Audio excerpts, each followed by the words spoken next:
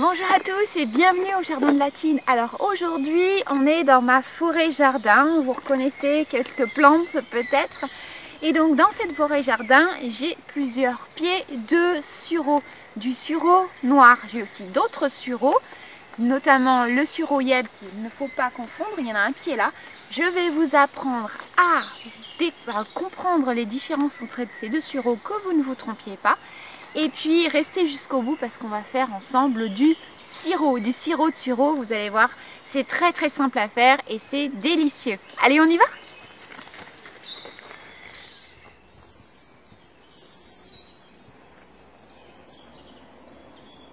Donc nous voici à la lisière de la forêt jardin. Et on remarque donc plusieurs arbustes avec ces magnifiques ombelles blanches que porte donc le sureau noir. Alors on va s'approcher et on va regarder ça dans le détail. Je suis au pied de mon sureau noir Sambucus nigra et un des éléments de distinction par rapport au sureau yèble, c'est sa partie ligneuse. Parce que notre sureau noir est un arbuste, alors que le sureau yèble est une vivace, donc ne va pas avoir de partie ligneuse. Donc cherchez le tronc, les ramifications et distinguez bien la partie verte des jeunes pousses de la partie plus ligneuse, plus ancienne. Donc là, vous serez sûr, déjà c'est un bon indice, comme quoi vous êtes sur la bonne plante. Ensuite, notre sureau noir va fleurir en mai-juin, alors que le sureau yèble va fleurir plutôt cet été, en juillet-août. Et donc ça, vous ne risquez pas de les avoir en fleurs en même temps. Maintenant que vous savez que c'est un arbuste, je dois ajouter qu'il peut mesurer entre 4 et 5 mètres de haut. Donc une belle plante, même parfois plus. Cet arbuste, on le retrouve souvent dans les haies à la campagne, vous en avez certainement croisé.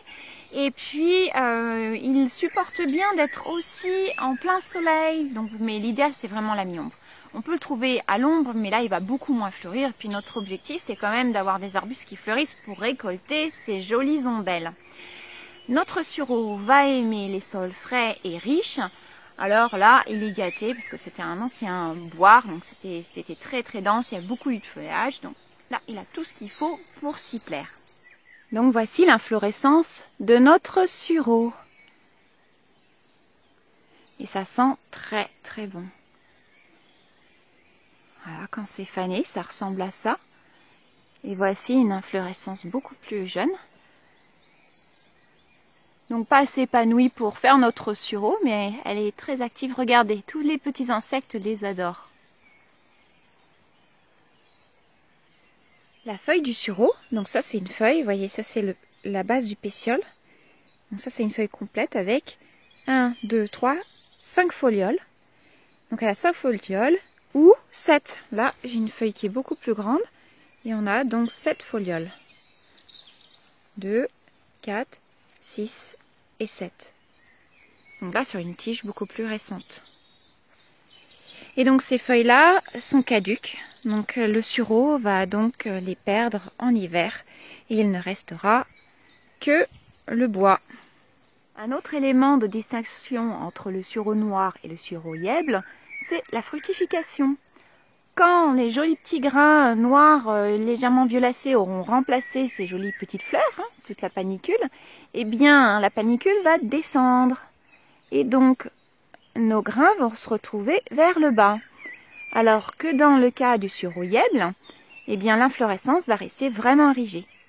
Donc, en haut, sureau yèble toxique. En bas, en grappe pendante, sureau noir, Sambucus nigra, comestible.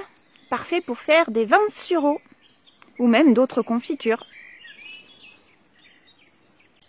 Autre particularité de notre sureau, si la fleur sent délicieusement bon, ce n'est pas du tout le cas du feuillage. Moi je trouve que ça sent très mauvais. Et ça va être la même chose pour le sureau yèble. Le sureau yèble va avoir un feuillage qui a une odeur très forte et bon, déplaisante à mon goût. Donc j'espère que vous avez encore une fois de l'odorat parce que bon, c'est comme un peu pour la vidéo que j'ai fait sur l'ail des ours. D'ailleurs, si vous voulez voir la vidéo que j'ai fait sur l'ail des ours, vous avez le lien là-haut. Bon, là encore une fois, l'odeur était... il faut avoir de l'odorat pour le distinguer des plantes qui ne sont pas comestibles. Donc, une des premières choses que je vais faire, ça va être de secouer mon sureau. Ça permet d'enlever les fleurs qui sont légèrement fanées et donc je vais avoir des ombelles beaucoup plus propres. En plus, il y a quelques petits insectes, on verra ça dans le détail tout à l'heure, qui sont là. Donc ça permet aussi d'en faire sauter quelques-uns. Et puis, ça me permettra de mieux distinguer les ombelles que je vais récolter parce que j'en veux vraiment qui sont bien épanouies et pas du tout fanées. Ensuite, eh bien, j'ai mon sécateur. Et je vais donc couper des ramifications et ça va me permettre, je vais essayer de redescendre pour pouvoir en récolter facilement les prochaines. Autrement, l'arbuste va monter en hauteur et ça me sera moins utile si je veux récolter les inflorescences.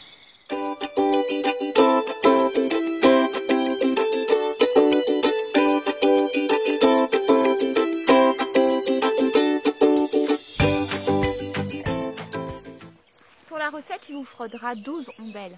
Quand je dis 12, c'est vraiment des grosses comme ça. Il y a des ombelles qui sont beaucoup plus petites, mais alors là, une comme ça, c'est parfait.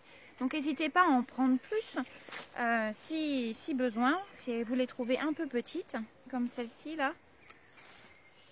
Elles sont un peu plus petites celles-ci. Donc on en récolte pas mal.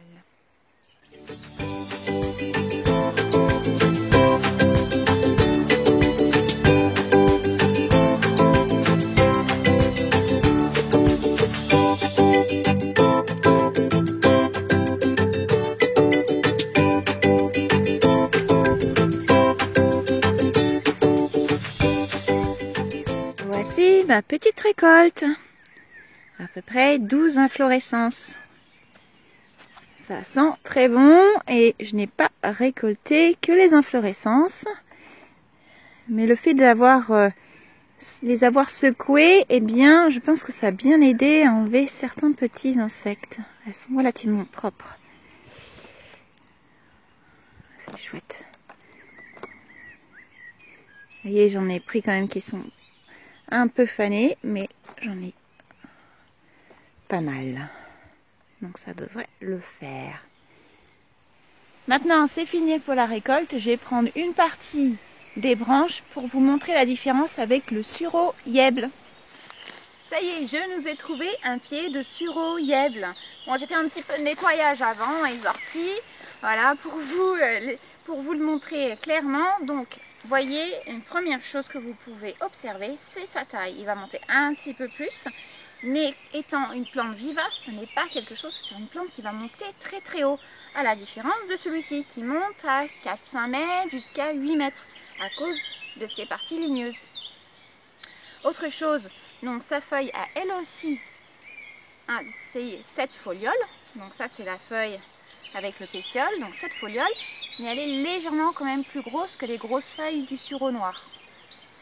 Et donc, vous regardez, sa tige, elle est vraiment verte, vraiment du bas jusqu'en haut.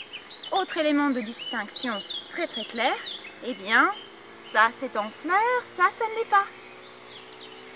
Donc, mai-juin, fleurs, juillet-août, fleurs ici. Donc ça ne se superpose pas du tout. Ensuite, eh bien, c'est au niveau de la fructification, souvenez-vous. Celui-ci va être fructification vers le bas, celui-là, fructification vers le haut. Vraiment des éléments clairs de distinction. Et puis, ce fruit-là, il faudra bien le cuire. Hein. On n'oublie pas. Bon, je vous le montre dans le détail.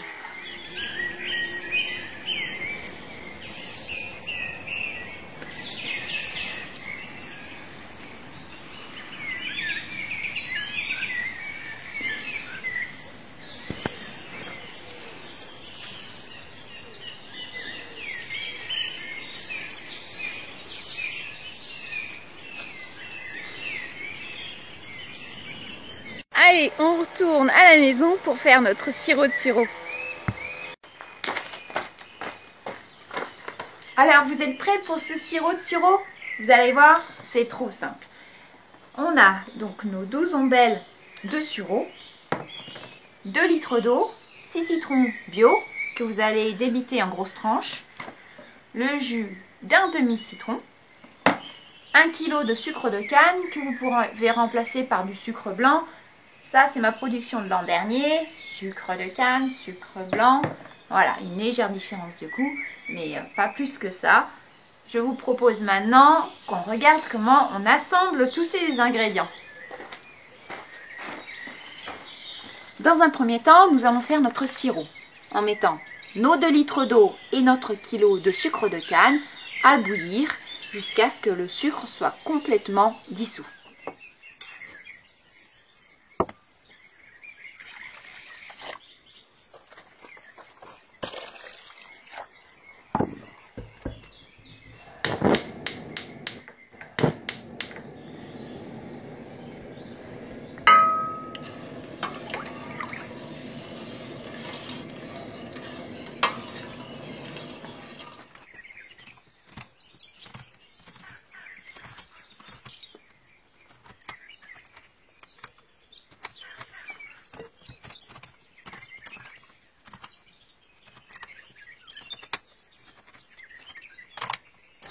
Alors pendant que je continue à débiter, ces rondelles-là, une fois qu'elles auront infusé pendant longtemps, vous pourrez toujours les garder au congélateur et sortir, qu'elles auront infusé dans le sirop de sureau. Eh bien, vous pourrez conserver les rondelles et les sortir à l'apéro en tant que glaçons et les mettre dans des verres. C'est plutôt sympa. Ça y est, j'ai fini de détailler mes citrons en rondelles. Je vais maintenant ajouter mon jus de citron et mes ombelles. Je vais tout mettre ça dans ce plat en verre. Et puis, on va rajouter le sirop. Et là, je vais vous donner quelques petites informations supplémentaires. Parce qu'il y a une astuce. Ça y est, mon sirop dessus. Mon sirop, pas de sirop encore. Mon sirop est prêt. Donc, là, vous avez 2 options. Vous faites bouillir votre sucre avec votre eau. Vous obtenez votre sirop et ce sirop, vous allez le verser sur vos fleurs bouillants. Ça, c'est une première option. La deuxième option, c'est que vous laissez refroidir légèrement votre sirop et vous le versez aussi de la même manière. La différence est que si vous le mettez bouillant, eh bien, moi, personnellement, je trouve que ça altère le goût de vos fleurs et que vous allez avoir des fleurs qui vont être altérées, brûlées. Donc pour moi c'était moins intéressant, donc j'ai essayé des versions avec un sirop beaucoup moins brûlant. Et je trouvais que, enfin pour moi personnellement ça fonctionne beaucoup mieux, on a un goût qui est beaucoup plus prononcé au niveau des fleurs. La différence c'est qu'au niveau de la fermentation j'ai l'impression que ça agit aussi, parce que votre sirop, parce que vos fleurs ne sont pas stérilisées, etc., eh bien va fermenter, va devenir pétillant. D'ailleurs ces bouteilles là qui maintenant elles sont certainement pétillantes. Donc, et quand ça devient pétillant, eh bien, le sucre bien sûr est utilisé pour la fermentation. Donc votre sirop devient un champagne non sucré. De sirop, c'est aussi très très bien, mais c'est alcoolisé et c'est plus un sirop sucré et parfumé. Donc à vous de faire vos tests et puis vous me direz quelle solution vous avez choisi pour faire votre sirop. Bon, mais la vidéo est finie. Je vous remercie de m'avoir suivi jusqu'au bout. J'imagine que vous êtes impatient de voir comment ça fait d'ouvrir une bouteille comme ça. Alors attention, normalement. Hey, le petit tch qui aime bien. Et on va ouvrir ça. Oh, je dis pas l'odeur. C'est un délice. Et encore très sirupeux. Génial. Avec un peu d'eau pétillante. Et puis on se la fait chic, on va se profiter. Oups! Santé à vous, vous me direz ce que vous pensez de cette recette. Moi je vais porter ça très délicatement à mon frigo. En tous les cas, je vous remercie vraiment de m'avoir suivi. N'hésitez pas à un peu des petits pouces pour m'encourager, à vous cliquer sur vous abonner. La petite cloche de notification aussi, appuyez dessus pour être averti des prochaines vidéos. À bientôt sur de prochaines vidéos. Gros bisous. Oh, il est trop bon.